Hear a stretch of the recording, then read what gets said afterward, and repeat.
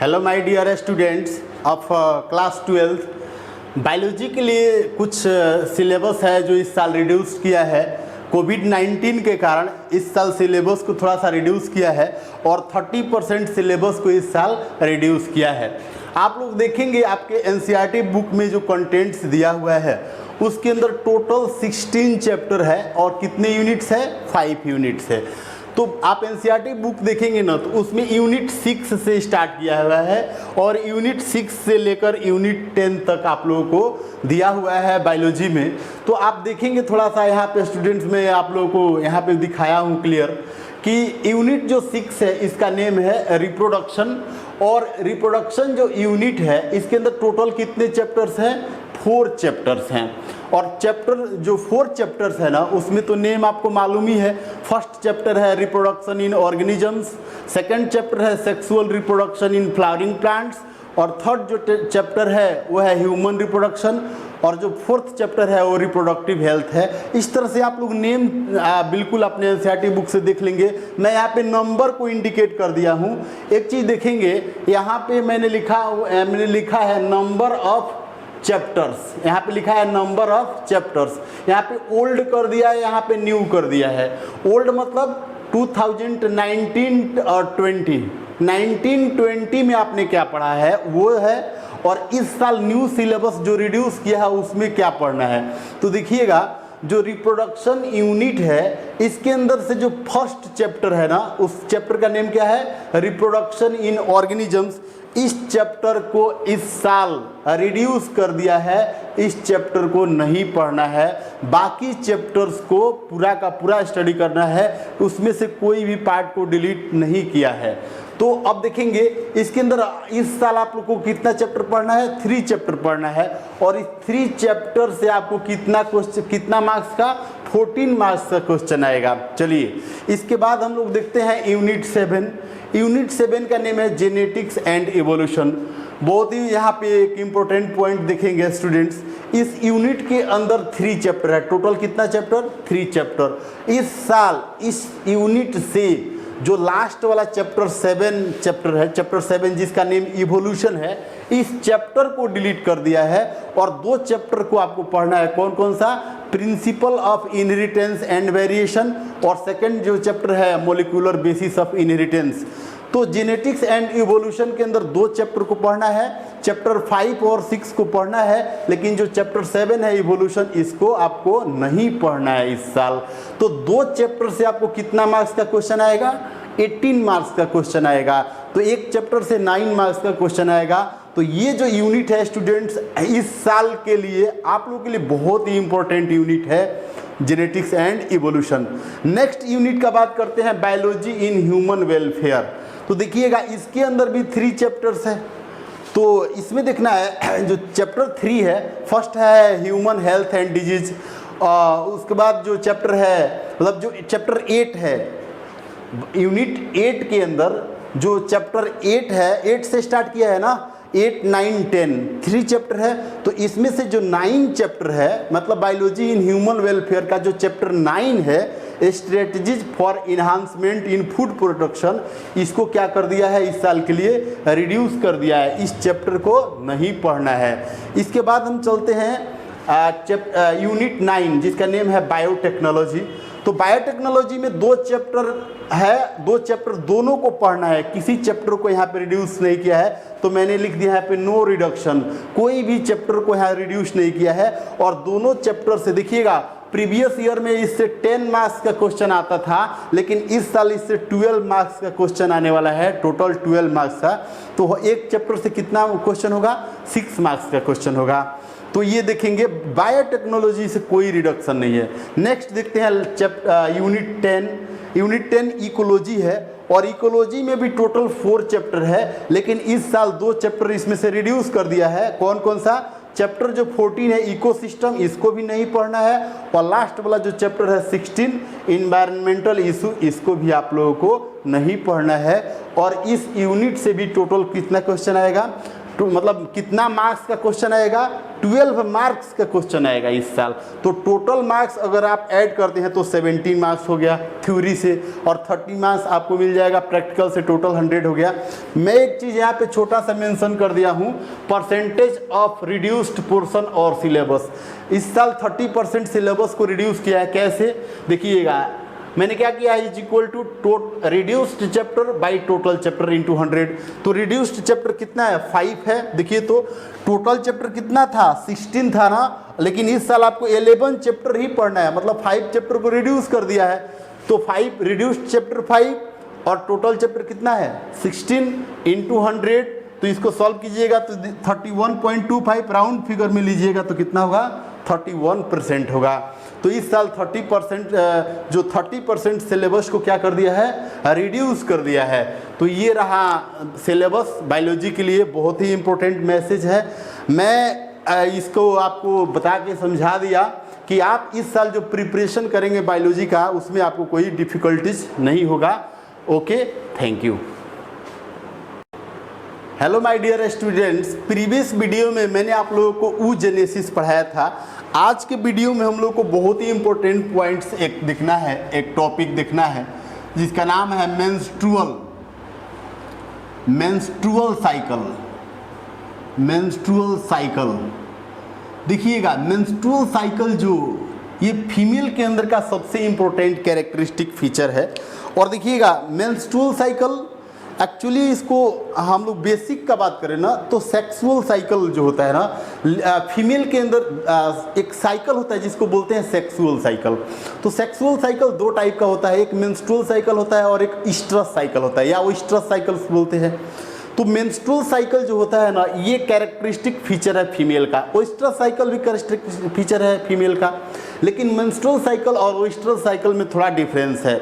Menstrual cycle जो होता है ना, ये प्राइमेट्स के अंदर होता है, जबकि ओइस्ट्रस साइकिल जो होता है वो नॉन प्राइमेट्स के अंदर होता है। तो नॉन प्राइमेट्स में जैसे जो 4 लेग से मूव करता है उसको नॉन प्राइमेट्स बोलते हैं, और प्राइमेट्स जो होता है ना जनरली 2 लेग्स से मूव करता है, जनरली मैं बात कर रहा हूँ। तो इसके अंदर जो आ जाएगा ना, ह्यूमन, फीमेल एंड एप। जो लंगूर वगैरह होता है, जो पेड़ वगैरह पे रहता है, जिसको एप बोलते हैं ना, तो प्राइमेट्स उसको बोलते हैं। मतलब प्राइमेट्स के अंदर 2 ऑर्गेनिजम्स, 2 एनिमल्स आ जाता है, एक ह्यूमन के अंदर ह्यूमन फीमेल, और एक आता है एप। तो menstrual cycle that is a sexual cycle found in human, female and app, और इसको ओवेरियन साइकिल भी बोलते हैं। मेंस्ट्रुअल साइकिल, और क्या बोलेंगे इसको, ओवेरियन साइकिल। ओवेरियन साइकिल क्यों बोले, क्योंकि ये जो प्रोसेस होता है मेंस्ट्रुअल साइकिल का, ये ओवरी के साथ साथ चेंजिंग लाता है। किसके अंदर, फीमेल रिप्रोडक्टिव सिस्टम के अंदर।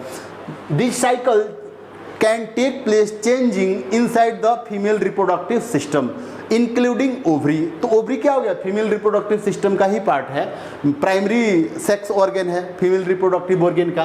तो हमको यहाँ पे मेंस्ट्रुअल साइकिल के बारे में बात करना है।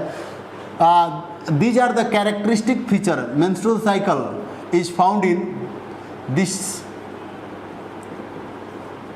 Type of cycle found in primates. किसके अंदर होगा, प्राइमेट्स के अंदर होगा। और क्या बोल सकते हैं, कैरेक्टरिस्टिक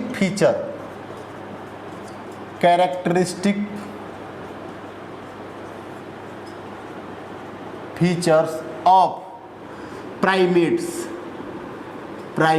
और प्राइमेट्स के अंदर 2 का बात करेंगे, एक ह्यूमन फीमेल और एक एप का बात करेंगे। एप में भी किसका, फीमेल का। ये जो मेंस्ट्रुअल साइकिल है ना, ये मेल के अंदर नहीं हो सकता है, कभी भी फीमेल के अंदर ही होगा। तो और प्राइमेट्स और नॉन प्राइमेट्स के अंदर होगा। तो नॉन प्राइमेट्स के अंदर जो होगा उसको हम लोग ओइस्ट्रस साइकिल बोलेंगे, लेकिन जो मेंस्ट्रुअल साइकिल होगा ये प्राइमेट्स के अंदर होगा। और प्राइमेट्स का 2 कैटेगरी है, एक ह्यूमन फीमेल है और एक एप है। अब हम लोग देखेंगे ये जो मेंस्ट्रुअल साइकिल है necessary for fertilisation and pregnancy, या इसको बोलेंगे menstrual cycle prepares female for fertilisation and pregnancy, fertilisation and pregnancy.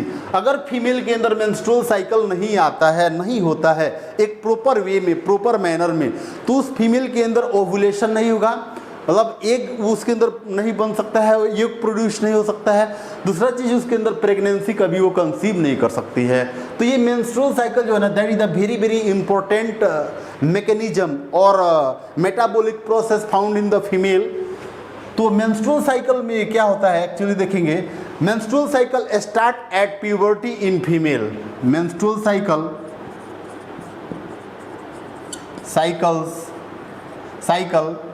starts in female during puberty stage starts of menstrual first menstruation ऐसे बोलेंगे, फर्स्ट मेंस्ट्रुएशन। अगर female के अंदर first menstruation होता है, फर्स्ट मेंस्ट्रुएशन, तो क्या बोलेंगे उसको? फर्स्ट मेंस्ट्रुएशन को मीनार्की बोलते हैं, मीनार्की। ये कब होता है? एज ऑफ 11 to 12 ईयर्स और एवरेज 11 to 13 ईयर, और ऐसे भी बोल सकते हैं 10 to 12 ईयर्स। ये एवरेज वैल्यू है, ये फिक्स आप नहीं कह सकते हैं कि इतने एज में मेंस्ट्रुएशन स्टार्ट हो जाता है फीमेल के अंदर। जनरली ये वाला एज हम लोग ज़्यादा कंसीडर करते हैं 11 to 12 ईयर्स या 10 to 12 ईयर, ये भी एज अप्रॉक्स एज होता है फीमेल के अंदर। हम लोग ह्यूमन का बात कर रहे हैं स्पेशली, तो ह्यूमन के अंदर स्टार्टिंग जो होता है कंडीशन मेंस्ट्रुएशन का, वो 10 to 12 ईयर में होता है। तो इसको हम लोग, जो पहला मेंस्ट्रुएशन होता है फीमेल के अंदर, इसको हम लोग बोलते हैं menarche. Second, stopping of menstrual cycle, या मेंस्ट्रुअल ऐसे भी लिख सकते हैं, menstrual cycle stops age, menstrual cycle stops, menstrual cycle stops at, कितने एज में? एनसीईआरटी में भी दिया हुआ है 52 ईयर एज में क्या हो जाता है? फीमेल के अंदर मेंस्ट्रुएशन बंद हो जाता है, स्टॉप हो जाता है। और एक एवरेज ले सकते हैं 45 to 52 ईयर, ये एवरेज है। इस एज में मेंस्ट्रुअल साइकिल जो होता है ना फीमेल के अंदर बंद हो जाता है। इसमें क्या होता है कि जैसे मेंस्ट्रुएशन बंद होता है फीमेल के अंदर, देखिएगा चेंजेस ड्यूरिंग मीनोपॉज, यहाँ पे हम लिखेंगे एक चीज़ और देखेंगे कि जो मेंस्ट्रुअल साइकिल स्टॉप होता है ना, इस कंडीशन को हम लोग बोलते हैं मीनोपॉज। क्या बोलेंगे? मीनोपॉज। ये पॉइंट आप याद रखिएगा। मेंस्ट्रुएशन जब स्टार्ट होता है इसको मीनार्की बोलते हैं, और मेंस्ट्रुएशन बंद होता है उसको मेनोपॉज बोलते हैं। एक पॉइंट यहाँ पे मैं नोट कर दे रहा हूँ, चेंजेस ड्यूरिंग, ये देखिएगा यहाँ पे हेडिंग कर दे रहा हूँ, चेंजेस ड्यूरिंग मीनोपॉज। मतलब फीमेल के अंदर जब मीनोपॉज होता है ना, चेंजेस ड्यूरिंग मीनोपॉज, फर्स्ट क्या होता है सबसे पहले कि progesterone level decreases and estrogen level increases. Female के अंदर एस्ट्रोजन का लेवल जो होता है ना वो डिक्रीज कर जाता है, ऐसे बोलेंगे एस्ट्रोजन एंड प्रोजेस्टेरोन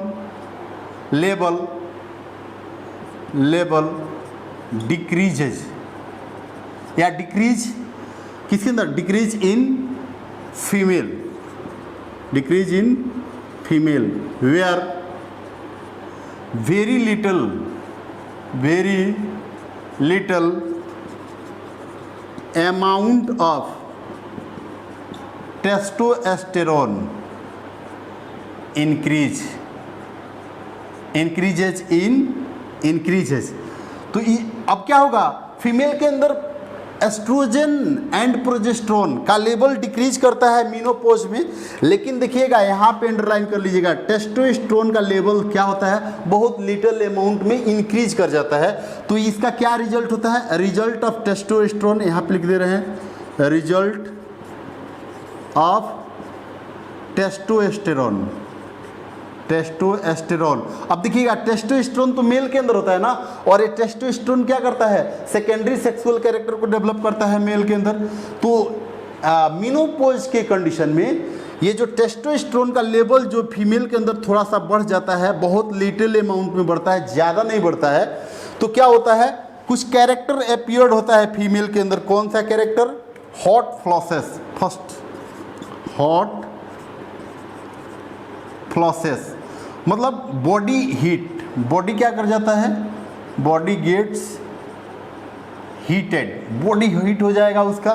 सेकंड क्या हो जाएगा, मूड स्विंग्स, मूड स्विंग्स। अब क्या होगा, मूड स्विंग्स का मतलब not like to sexual behaviour with male, female does not like to sexual behaviour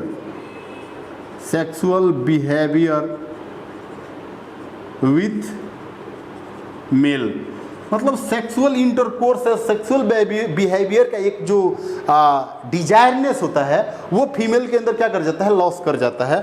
और क्या बोलेंगे, very little amount of facial hair develop, क्या होगा यहाँ पे, hair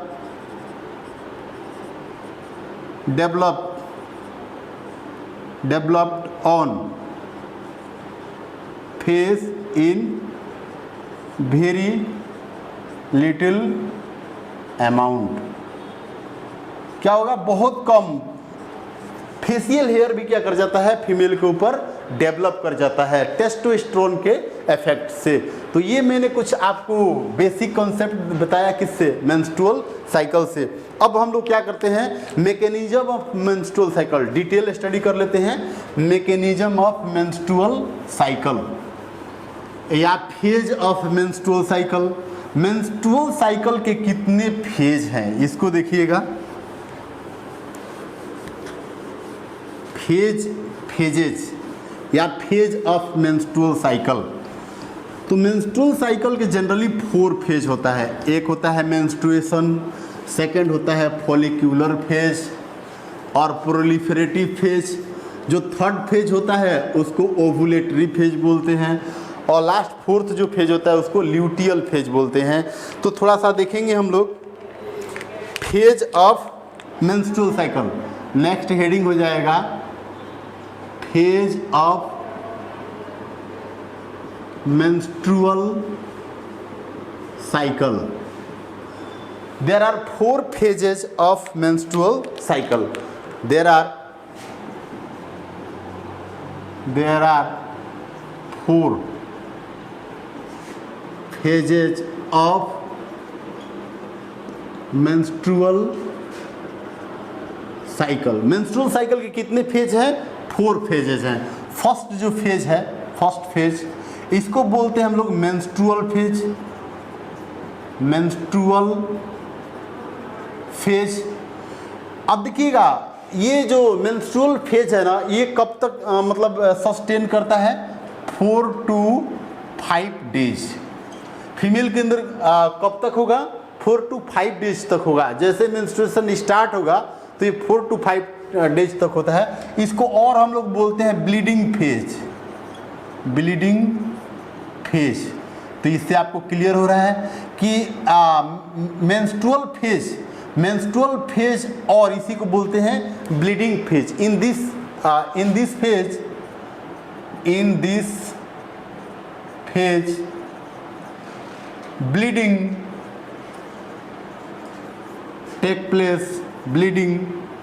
take place from vaginal aperture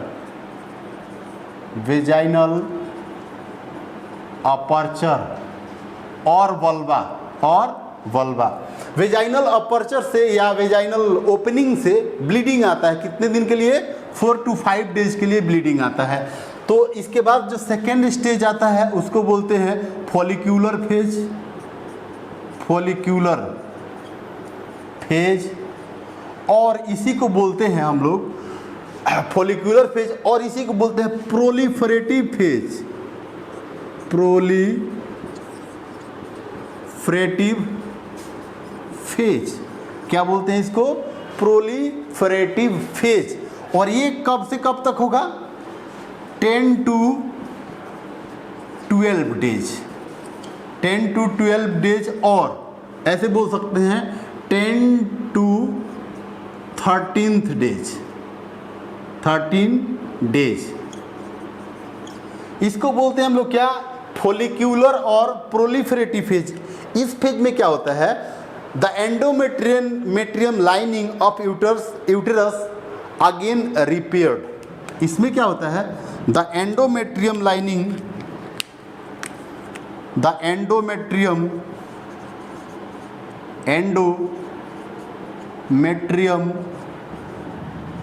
lining of uterus repaired.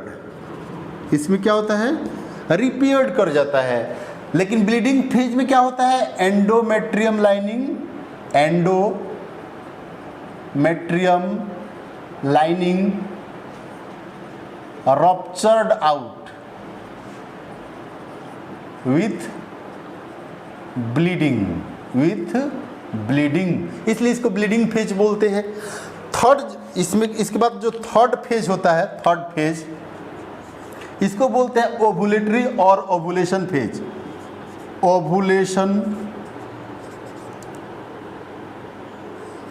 Ovulation और ovulatory phase, ये बहुत इंपॉर्टेंट है, आप इसको ध्यान दीजिएगा। इससे क्वेश्चन कई बार नीट में आ चुका है, इससे क्वेश्चन आ चुका है।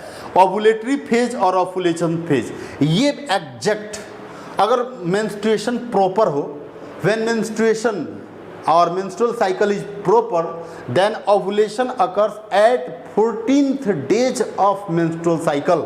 अगर फीमेल के अंदर menstrual cycle बिल्कुल प्रॉपर वे में हो रहा है, प्रॉपर मैनर में हो रहा है, एकदम एक मैकेनिज्म उसका अच्छे ढंग से हो रहा है, तो फीमेल के अंदर जो ओवुलेशन होता है ना, वो मेंस्ट्रुएशन के बिल्कुल एकदम 14th डेज में हो जाता है। इसलिए मेंस्ट्रुअल जो साइकिल होता है, इसका जो ड्यूरेशन होता है, देखिएगा इसका जो ड्यूरेशन होता है, कंप्लीट ड्यूरेशन, वो कितना होता है? 28 days.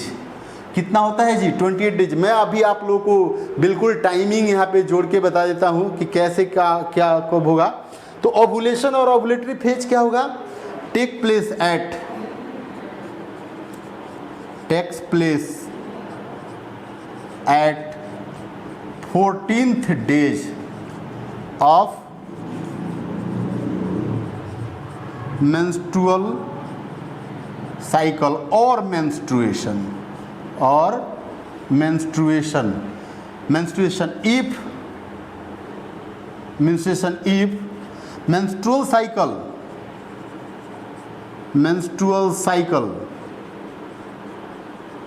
proper in female, proper in female. अगर प्रॉपर मैनर में हो रहा है, एक एग्जैक्ट मैनर में हो रहा है, एग्जैक्टली फिक्स्ड रोटेशन पे आ रहा है, तो क्या होगा कि जो ओवुलेशन फेज होगा, ओवुलेटरी फेज होगा, वो क्या होगा? 14th डेज में एग्जैक्ट हो जाएगा फीमेल के अंदर। तो इसको आप लोग अंडरलाइन कर लीजिएगा, इसको आप लोग ध्यान रखिएगा, 14th डेज। लेकिन ये भी क्या कर जाता है? थोड़ा सा एवरेज वैल्यू चेंज करता है, मतलब 1 से 2 दिन होगा। अगर 14th डेज में एवोल्यूशन हो रहा है, ये मतलब 90% चांसेस होता है। अगर थोड़ा सा अगर वेरी करता है तो 15th डेज, 1 दिन का वेरी होता है। ऐसा नहीं कि 5 दिन, 5 डेज, 6 डेज का इसके अंदर वेरिएशन होगा, ऐसा नहीं होगा। लास्ट में जो 4th होगा, इसको बोलेंगे हम लोग ल्यूटियल फेज। ल्यूटियल फेज, और इसको क्या बोलते हैं? Secretory phase. क्या बोलेंगे? Secretory phase. इसमें क्या कहा जाता है? Rupture endometrium again repaired. अच्छा देखिए, ये कब से कब तक होगा? सबसे पहले यहाँ पे देखिएगा 14th डेज में अगर ओवुलेशन हो रहा है तो ये कब से कब तक रन होगा, from 15th days to 28 days. ये कब से कब तक होगा, 15th डेज से लेकर के 28 डेज तक। इस फेज में क्या होता है, endometrium lining, endometrium lining again repaired by the effect of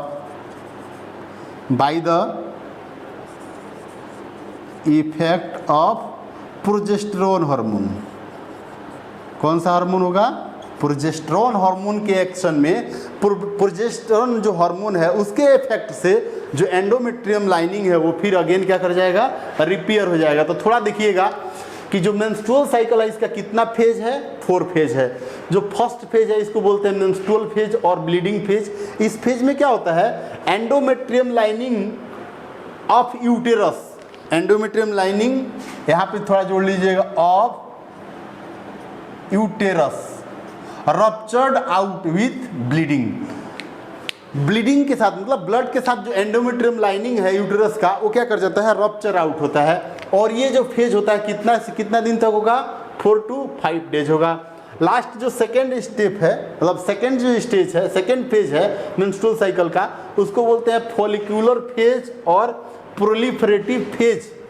इस फेज में क्या होता है, एक पॉइंट यहाँ पे लिखे हैं, the endometrium lining of uterus repaired. यहाँ पे भी प्रोजेस्टेरोन हार्मोन का एक्शन होगा और एक यहाँ पे और कंडीशन होगा कि primary follicle cell changes into Graafian follicle cells. एक पॉइंट और यहाँ पे नोट कर लीजिएगा इसमें कि जो प्राइमरी फॉलिकल सेल्स होगा, primary follicle cells changes into Graafian follicle cell. किस में चेंज होगा, ग्राफियन फॉलिकल सेल में चेंज होगा। और ये फिर ग्राफियन फॉलिकल जो सेल होगा ना, इससे क्या रिलीज होगा, सेकेंडरी oocyte। क्या रिलीज होगा, सेकेंडरी oocyte। और फिर सेकेंडरी oocyte से क्या रिलीज होगा, एग रिलीज होगा। ये देखिएगा मैं ऐसे लिख दिया हूँ, लेकिन इसका फिर मैं डायग्राम आपको बना के दिखा दे रहा हूँ कि एक्चुअली मेंस्ट्रुअल साइकिल का जो डायग्राम है वो कैसे होता है। और जो मेंस्ट्रुअल साइकिल जो होता है ये ओवरी के साथ साथ पूरा रिप्रोडक्टिव सिस्टम के अंदर चेंजिंग लाता है, कैसे देखेंगे हम लोग।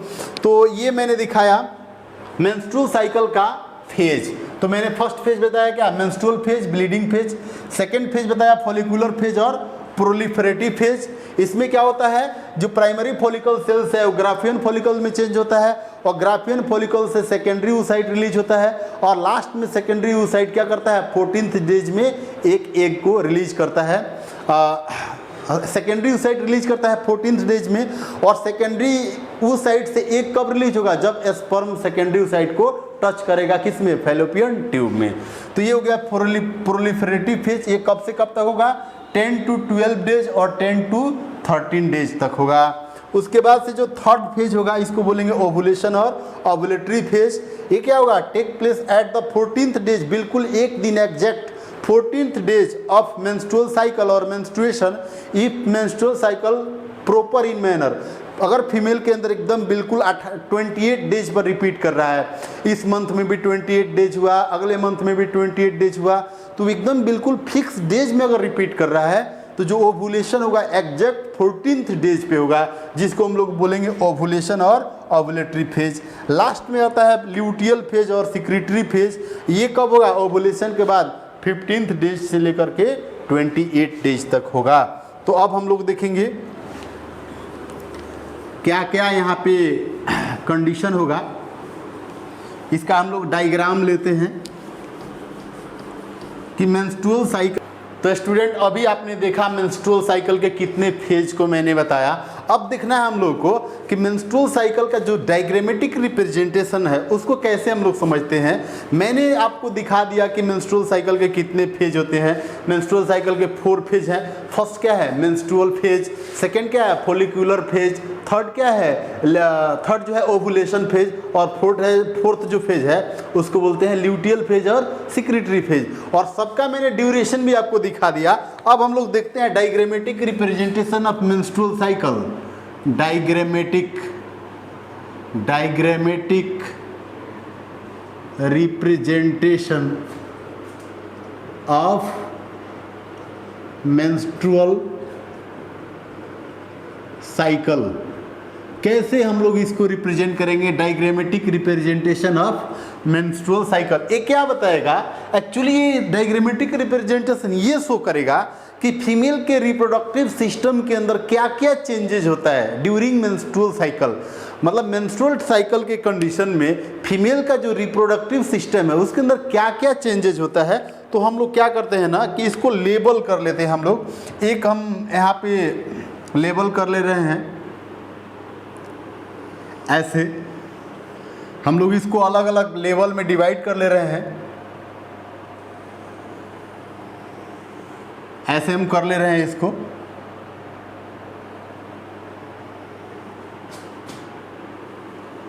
ऐसे, और यहाँ पे हम लोग देखिए लिखते हैं यहाँ पर चेंजेज इन यूटेराइन वॉल। ये जो फर्स्ट हम लोग ये जो हम लिए हैं ये यूटेराइन वॉल के अंदर चेंजेज को दिखाएगा।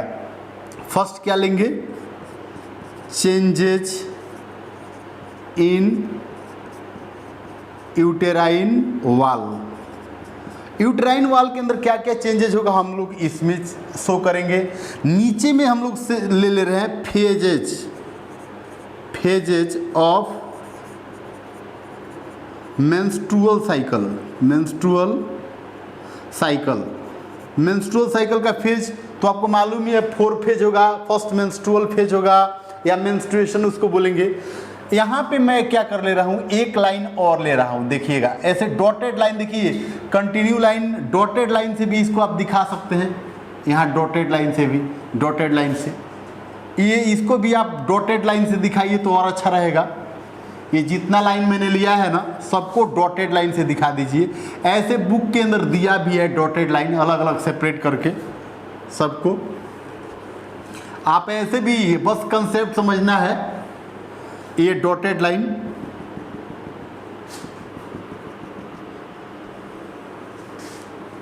ये डॉटेड लाइन से दिखा दे रहे हैं, थोड़ा अच्छा रहेगा। बुक्स के अंदर ऐसे दिया हुआ है। तो देखिए ये जो फर्स्ट मैंने लिया है ना changes in uterine wall, second में हम लोग क्या ले रहे हैं, changes in ovarian hormone. Second क्या ले रहे हैं, changes in ovarian hormones. Ovarian hormones के अंदर चेंजेज हम लोग इस लाइन में लेंगे। यूटेराइन वॉल के अंदर चेंजेज होगा ना हम लोग इसमें लेंगे। और नीचे हम लोग शो करेंगे फेज ऑफ मेंस्ट्रुअल साइकिल। और यहाँ पे हम लोग ले रहे हैं थर्ड में क्या लेंगे, चेंजेज इन ओवरी। थर्ड में क्या लेंगे, चेंजेज इन ओवरी। ओवरी के अंदर जो चेंज होगा हम लोग इसमें लेंगे। हम क्या करते हैं यहाँ पे थोड़ा सा हम लोग एक ड्रॉप यहाँ पे बॉक्स बना लेते हैं। इस बॉक्स के अंदर हम लिख दे रहे हैं पिट्यूटरी ग्लैंड, और वो भी anterior lobe of pituitary gland. Pituitary gland, और पिट्यूटरी ग्लैंड का कौन सा लोब होगा, एंटीरियर लोब होगा। पिट्यूटरी ग्लैंड का एंटीरियर लोब होगा। जो भी हार्मोन्स इफेक्ट करेगा, मतलब फीमेल के अंदर जो हार्मोन्स रिलीज होता है पिट्यूटरी ग्लैंड से, वो एंटीरियर लोब से होता है और वही मेंस्ट्रुअल साइकिल को कंट्रोल करता है। तो यहाँ पे हम लोग देखेंगे कि जो 3 चेंजेज मैंने दिखाया, changes in uterine wall, changes in ovarian hormone, changes in ovary. तो हम लोग लेते हैं फर्स्ट कंडीशन। यहाँ पे मैं लेता हूँ कि यूटेराइन वॉल के अंदर क्या चेंजेज होगा। हम लोग फर्स्ट कंडीशन लेते हैं when progesterone level is very low. यहाँ पे हम कर लेते हैं, यहाँ पे ये रेड से मैं दिखाता हूँ, progesterone level is very low. ये यहाँ पे जो रेड लाइन मैंने दिखाया इसको लिख दे रहा हूँ, प्रोजेस्टेरोन लेवल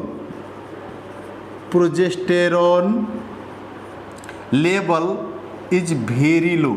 जब प्रोजेस्टेरोन का लेवल लो होता है ना तो क्या होता है, यूटेराइन वॉल के अंदर चेंजेज आता है और एक्चुअली हम लोग देखेंगे इसको कि यूटेराइन वॉल के अंदर ऐसा चेंजेज होगा कि मेंस्ट्रुएशन इसके अंदर आएगा, मेंस्ट्रुएशन ऐसे, जो ये यहाँ पे देखेंगे ऐसे, मतलब ये जो दिखा रहे हैं, ये शो कर रहे हैं एंडोमेट्रियम लाइनिंग रप्चर्ड आउट।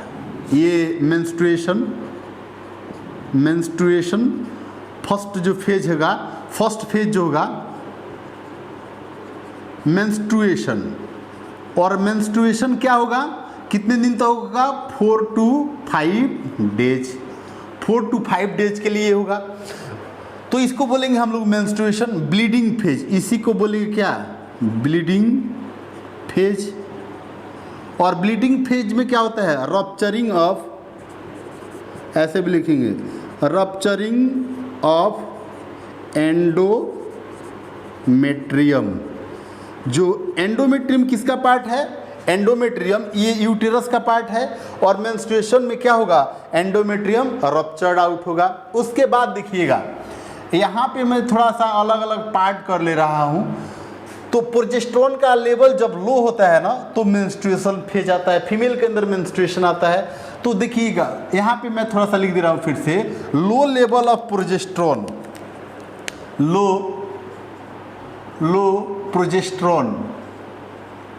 लो प्रोजेस्टेरोन क्या करता है, स्टिमुलेट करता है किसको, anterior lobe of pituitary, stimulates sorry anterior lobe of pituitary.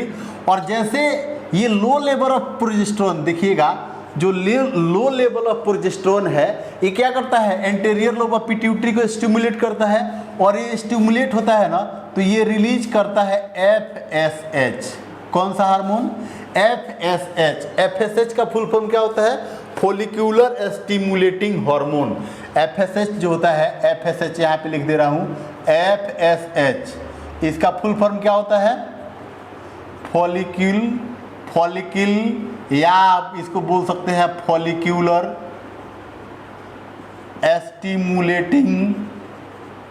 Stimulating hormone, follicular stimulating hormone. तो ये FSH क्या करता है, देखिएगा ओवरी के अंदर क्या चेंजेस करेगा, क्या करता है, ऐसे चेंजेस करता है।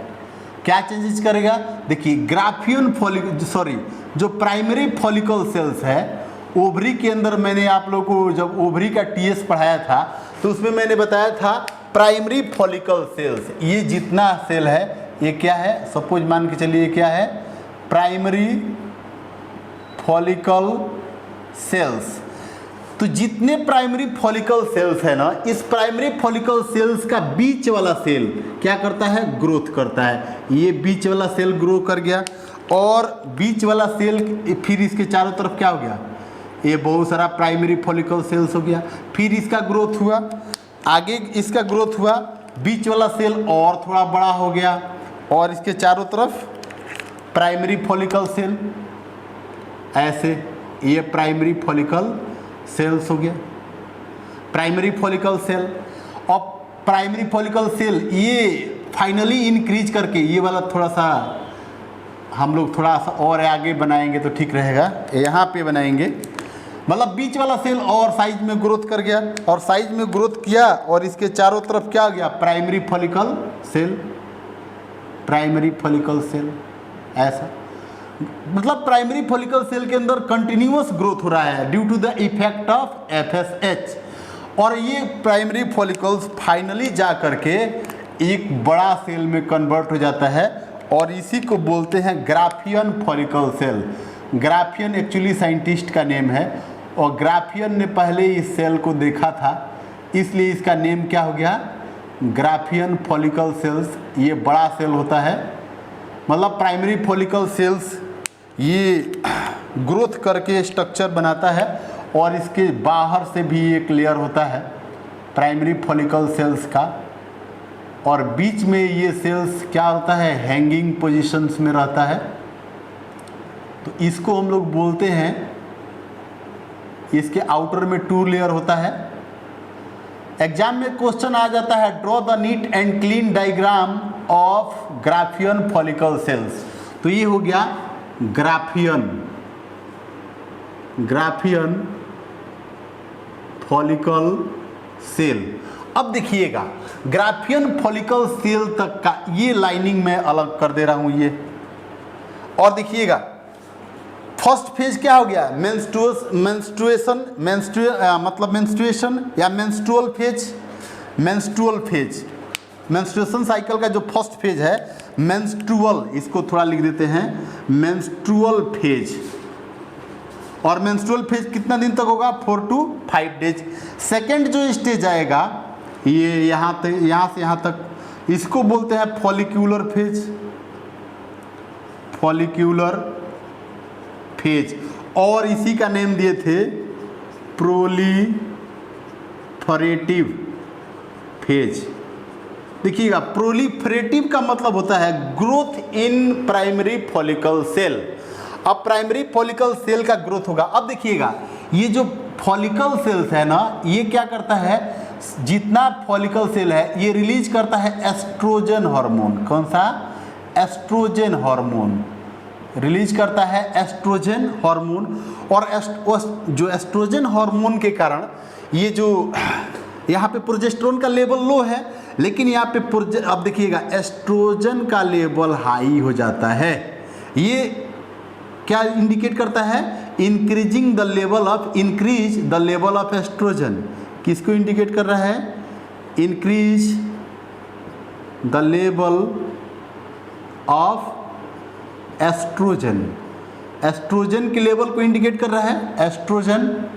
अब यहाँ पे देखेंगे कि जैसे एस्ट्रोजन का लेवल इंक्रीज किया, एस्ट्रोजन का लेवल क्यों इंक्रीज किया, कि ये जितना फॉलिकल सेल बन रहा है ये फॉलिकल सेल किसको इंडिकेट कर रहा है, मतलब रिलीज करता है एस्ट्रोजन हार्मोन को। अब देखेंगे यहाँ पे क्या होता है, थोड़ा सा ये ग्राफियन फॉलिकल सेल है, इसको मैं यहाँ पे थोड़ा सा मिटा दे रहा हूँ।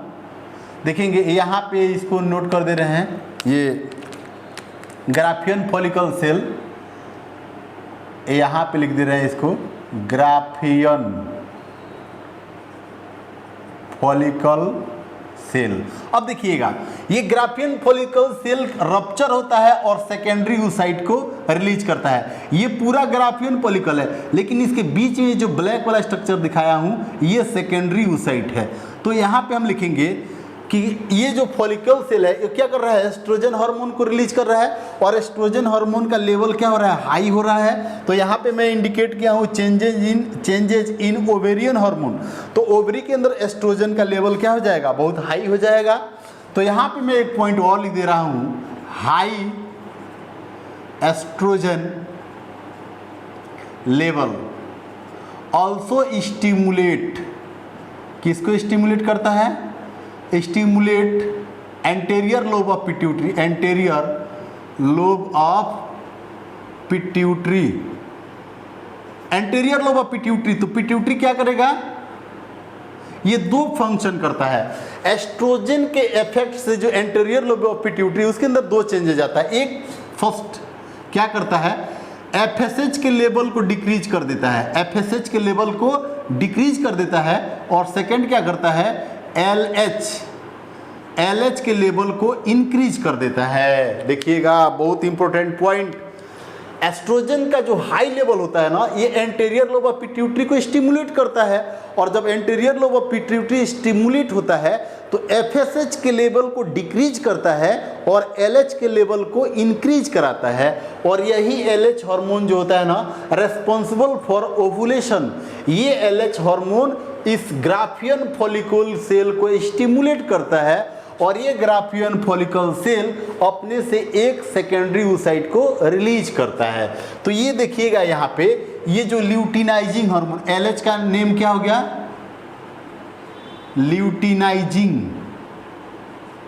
Luteinizing hormone.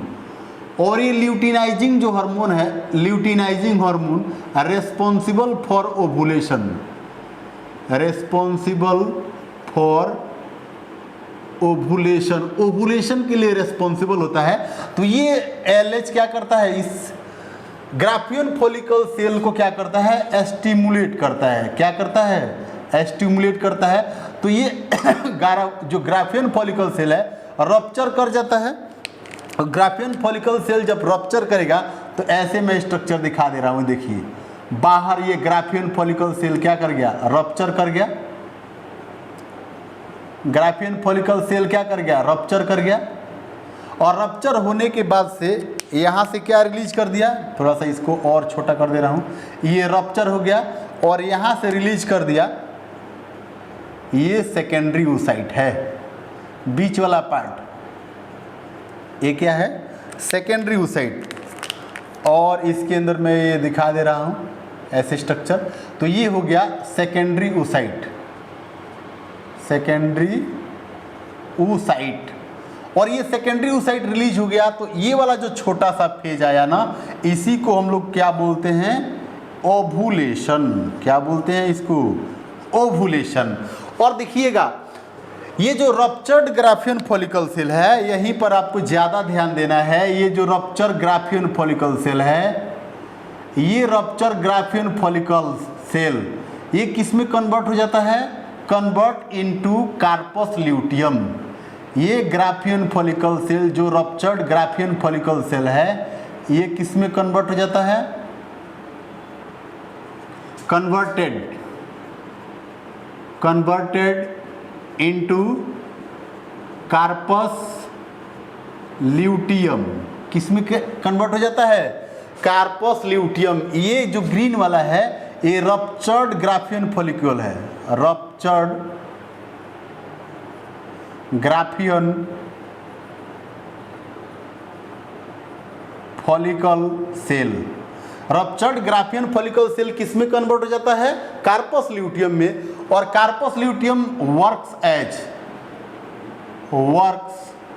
As temporary endocrine gland. किसका काम करता है ये, एंडोक्राइन ग्लैंड। और ये क्या रिलीज करता है, ये रिलीज एज प्रोजेस्टेरोन। कौन सा हार्मोन, प्रोजेस्टेरोन हार्मोन को रिलीज करता है। अब देखिएगा प्रोजेस्टेरोन हार्मोन फिर अगेन यहाँ से रिपीट कर गया, ये प्रोजेस्टेरोन हार्मोन धीरे धीरे इंक्रीज करता है, स्लाइटली इंक्रीज। प्रोजेस्टेरोन हार्मोन का लेवल स्लाइटली इंक्रीज करता है और यहाँ पे जा करके फिर क्या कर जाता है, इसका लेवल बहुत ही हाई हो जाता है। हाई होने से क्या होता है, अब थोड़ा देखेंगे यहाँ पर जो प्रोजेस्टेरोन लेवल, यहाँ पे मैं लिख दे रहा हूँ, progesterone level slowly increases,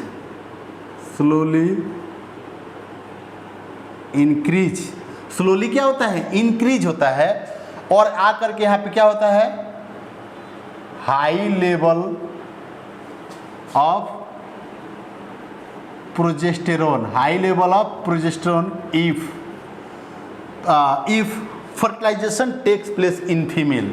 if ऐसे भी लिख देंगे, इसको थोड़ा सा ऐसे लिखेंगे इसको, if fertilization occurs in female. इस पॉइंट को मैं बाद में नोट करूंगा, थोड़ा सा यहाँ पे पहले समझ लीजिए कि जैसे एस्ट्रोजन और प्रोजेस्टेरोन का लेवल इंक्रीज करता है तो जो एंडोमेट्रियम लाइनिंग है किसका, यूटेरस का, ये एंडोमेट्रियम लाइनिंग जो होता है ये धीरे धीरे रिपेयर होना शुरू हो जाता है। देखिएगा रिपेयर होने शुरू है, repairing of endometrium lining.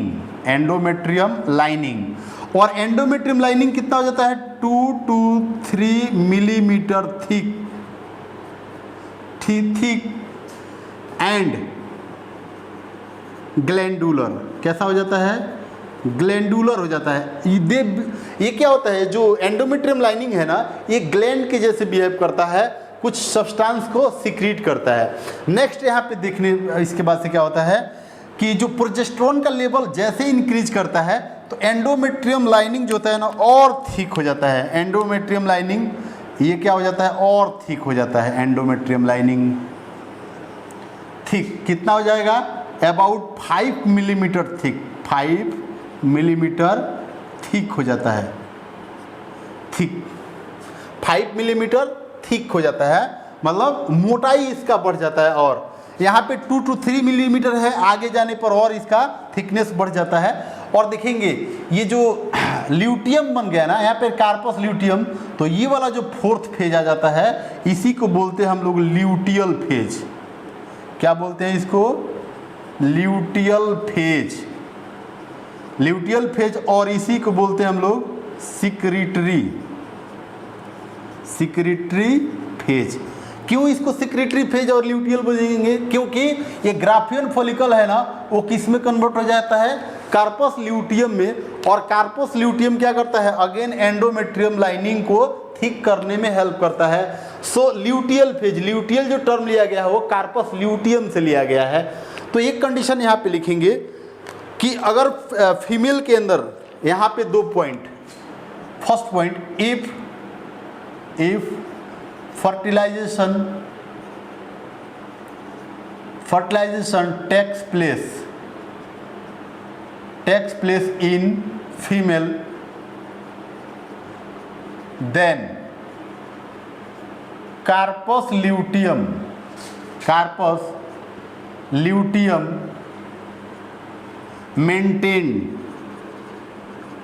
maintain inside the ovary during pregnancy development, during pregnancy or during a whole gestation period, inside the ovary during whole gestation period, and progesterone level high, progesterone level high, so menstruation not occur, so menstruation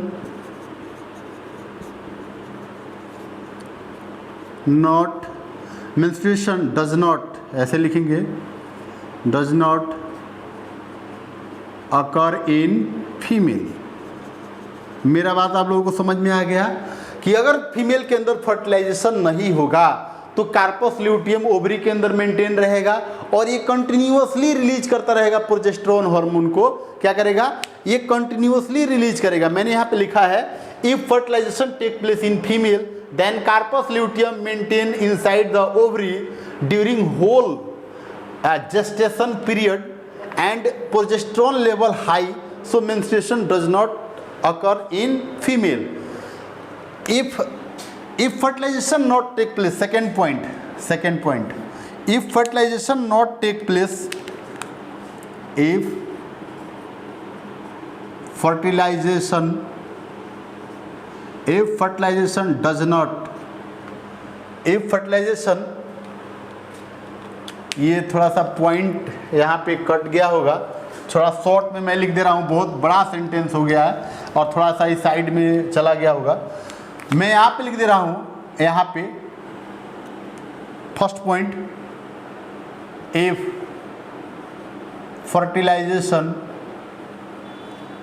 fertilisation does not take place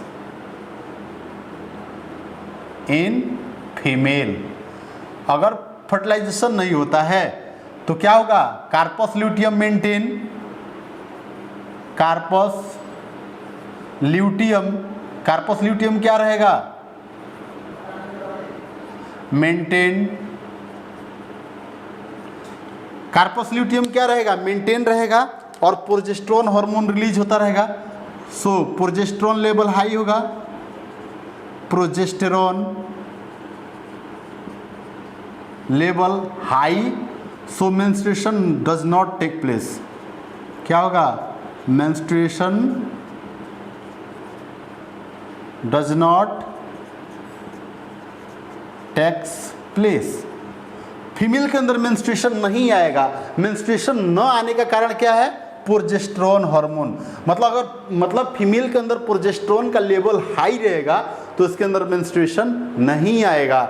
लेकिन अगर second point ले रहा हूं, if fertilization does not take place then corpus corpus luteum changes into corpus albicans, corpus albicans. और जब corpus albicans बन जाएगा ना तो प्रोजेस्टेरोन लेवल लो हो जाएगा, प्रोजेस्टेरोन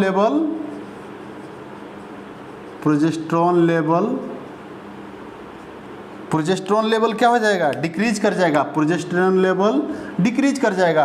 और जैसे प्रोजेस्टेरोन लेवल डिक्रीज कर जाएगा मेंस्ट्रुएशन अगेन रिपीट, मेंस्ट्रुएशन क्या कर जाएगा, रिपीट कर जाएगा फीमेल के अंदर।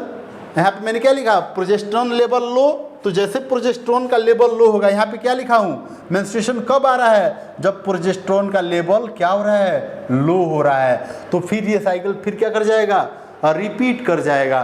तो ये मैंने पूरा मेंस्ट्रुअल साइकिल का डायग्रामेटिक रिप्रेजेंटेशन दिखाया, किसके अंदर, प्राइमेट्स के अंदर, और ह्यूमन फीमेल के अंदर और एप के अंदर। ये कंडीशन दिखाया मेंस्ट्रुअल साइकिल का। एक छोटा कंसेप्ट और आ जाता है इसके अंदर, मेंस्ट्रुअल साइकिल के बाद एक और साइकिल होता है सेक्सुअल साइकिल में, जिसको बोलते हैं ओइस्ट्रस साइकिल। देखिए एनसीईआरटी बुक्स के अंदर जो हम लोग ये चैप्टर पढ़ रहे हैं ह्यूमन रिप्रोडक्शन, इसके अंदर बस इतना ही पढ़ना है, लेकिन थोड़ा सा एक लाइन ओइस्ट्रस साइकिल को भी दिया हुआ है, कंपैरिजन किया हुआ है मेंस्ट्रुअल साइकिल और ओइस्ट्रस साइकिल में। तो थोड़ा सा हम लोग को स्टडी कर लेना है कि ओइस्ट्रस साइकिल क्या होता है, तो ओइस्ट्रस साइकिल और मेंस्ट्रुअल साइकिल में मेन डिफरेंस क्या है, हम कंपैरिजन करके देख लेंगे।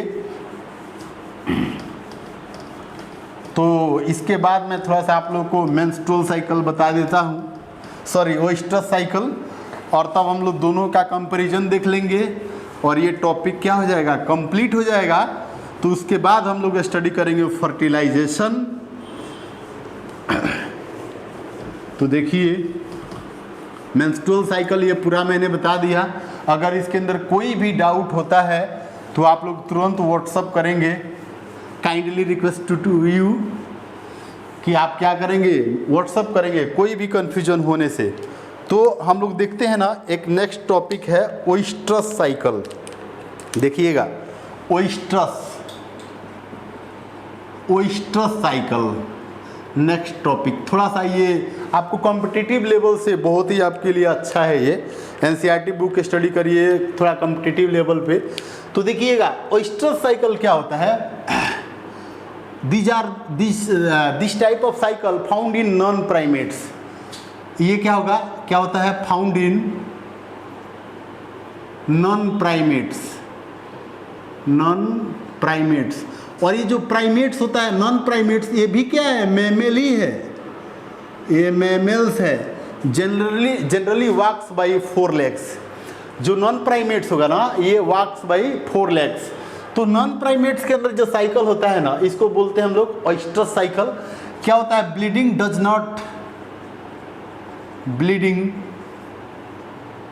नॉट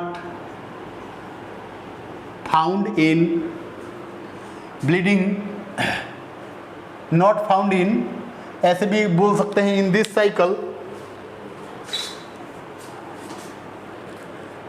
साइकिल, ऐसे बोलेंगे in this cycle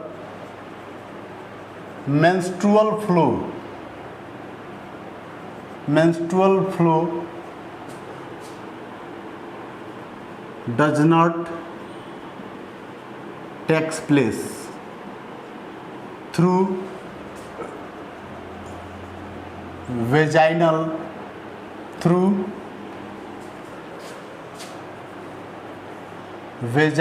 opening। Actually इसको हम लोग सीजनल ब्रीडर, देखिएगा ओइस्ट्रस साइकिल किसके अंदर होता है, oestrus cycle found in seasonal breeders के अंदर होगा। और सीजनल ब्रीडर्स के अंदर क्या होता है, सीजनल ब्रीडर्स जो होते हैं ना, इसके अंदर एक स्पेसिफिक, तो स्टूडेंट्स जो सीजनल ब्रीडर्स होते हैं ना, उनके अंदर एक स्पेसिफिक टाइम पीरियड होता है और उसी टाइम पीरियड में क्या करते हैं, ब्रीडिंग करते हैं। मैंने यहाँ पे पॉइंट लिखा है, इन seasonal breeders the breeding process found in a fix time period, और इस फिक्स टाइम पीरियड को यहाँ पे मैं थोड़ा सा इसको ऐसे कर दे रहा हूँ। फिक्स टाइम पीरियड को बोलते हैं क्या? Heat period. क्या बोलते हैं? Heat period. तो हीट पीरियड क्या होता है? In this period female receives the male, female receives the male. Female क्या करती है? फीमेल रिसीव्स द मेल, और मैंने क्या लिखा? Female copulate with male, female copulates with male. Male से क्या होती है? कॉपुलेट होता है। जैसे मैंने एग्जांपल लिया हीट पीरियड फॉर काऊ, काऊ के लिए हीट पीरियड कितना होता है? 18 आवर्स। तो इस पीरियड में मतलब इस 18 आवर्स के अंदर उसको मेल से संपर्क हो जा रहा है या मेल इसको कॉपुलेट कर रहा है, तो इसके अंदर प्रेगनेंसी कंसीव करने का चांसेस होता है या इसके अंदर फर्टिलाइजेशन होने का चांसेस होगा। अगर ये टाइम पीरियड अगर मतलब लॉस कर गया तो फिर फीमेल काऊ के अंदर फर्टिलाइजेशन नहीं हो सकता है। अब यहाँ पे देखेंगे तो जो types of organism on the basis of number of oestrus cycle, एक यहाँ पे हेडिंग कर ले रहे हैं पे types of organisms on the basis of number of oestrus cycles repeated in a year। तो यहाँ पे देखेंगे first condition, if one ostrich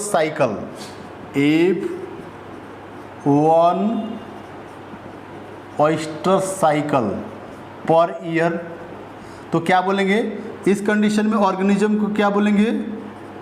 मोनोइस्ट्रस organism. क्या बोलेंगे इसको?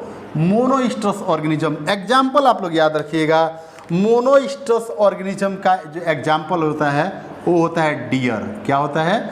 डियर होता है। सेकंड डाइस्ट्रस मतलब ऐसे बोल दूँ, ऐसे इफ